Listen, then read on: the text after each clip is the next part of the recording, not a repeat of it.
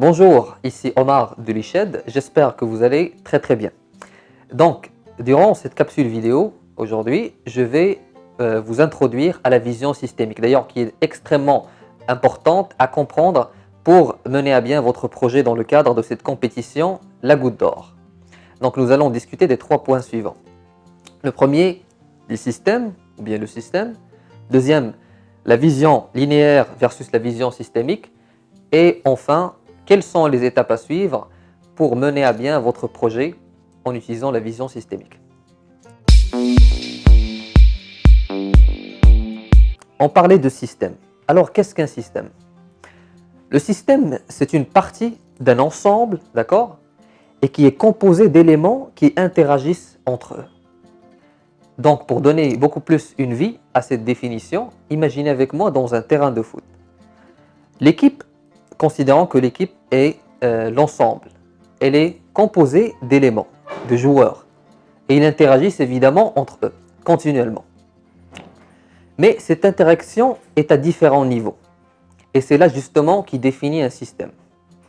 C'est-à-dire, le défenseur, qui est un élément, a beaucoup plus d'interaction avec un autre défenseur qu'avec un attaquant. On dit que les défenseurs interagissent plus entre eux. C'est comme ça qu'on va les regrouper dans un système. De cela, il va naître le système des défenseurs, le système des attaquants, le système des milieux de terrain, ainsi de suite. Très bien, donc nous avons parlé de vision linéaire. Dans le cas du match de foot, c'est comme si on prenait un seul joueur, un seul élément, et on va le séparer de son cadre, et on va ignorer en même temps les interactions normalement qu'il entretient avec les autres éléments du système et autres. Donc qu'est-ce que ça va donner? C'est comme si on disait c'est un seul joueur qui va jouer à lui seul et qui va gagner la partie, sans considérer ni ses coéquipiers, ni son entraîneur, ni toute autre interaction. Mais normalement, ce qui se passe dans le terrain, c'est qui va beaucoup plus dans le sens de la vision systémique, c'est que les joueurs interagissent entre eux et considèrent, et doivent considérer d'ailleurs, les interactions entre l'équipe et entre l'équipe adverse en même temps, pour arriver à leur fin, qui est la victoire. Maintenant, quelles sont les étapes à suivre dans votre cas pour étudier de manière systémique votre phénomène ou bien votre problématique? La première des choses, c'est de définir votre cadre, le cadre du problème ou bien du phénomène. La deuxième des choses, comme nous n'arrêtons pas de le dire, c'est aller se tourner vers les interactions et les éléments interactifs.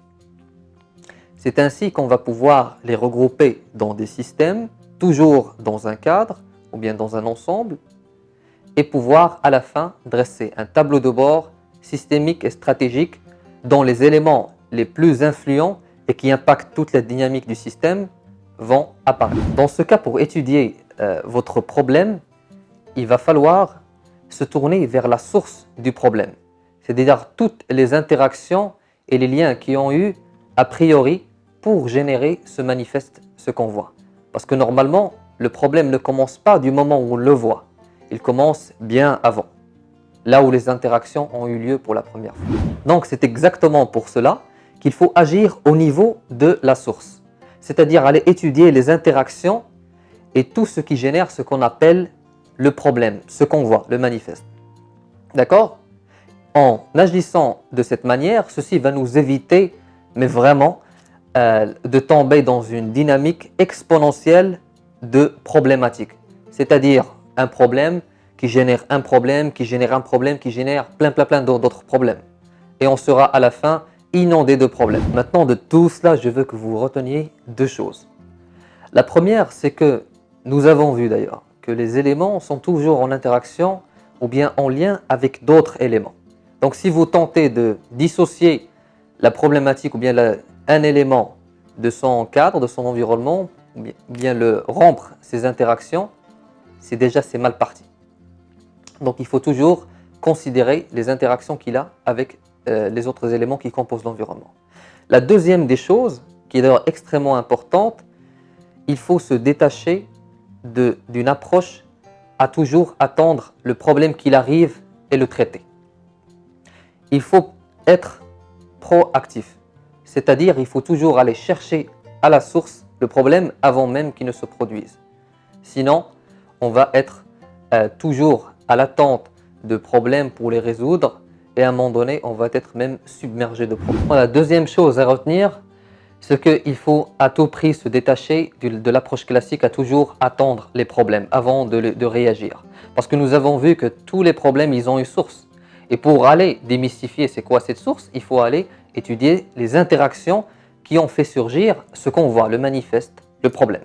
Très bien. Parce qu'en agissant de la manière classique, c'est exactement comme traiter les symptômes d'une maladie sans jamais pour autant s'interroger sur sa cause et sa source. De cette manière, la source va toujours alimenter le problème et on va toujours recevoir le même problème sans jamais avoir une solution, mais une vraie solution racinée. Très bien, donc sur ces quelques explications, je vous souhaite surtout bon courage et de passer d'agréables moments. Donc c'était avec vous Omar, étudiant à l'ICHED. Merci beaucoup.